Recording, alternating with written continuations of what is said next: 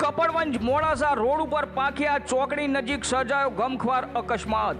ST bus truck અને dumper વચ્ચે સર્જાયેલ ત્રિપોષ અકસ્માતમાં બસ કંડક્ટર તેમજ એક પેસેન્જરનું મોત, અન્ય 8 ઉપરાંત વ્યક્તિઓ થઈ ઈજાગ્રસ્તોને સારવાર અર્થે કપડવંજ સરકારી હોસ્પિટલમાં ખસેડાયા।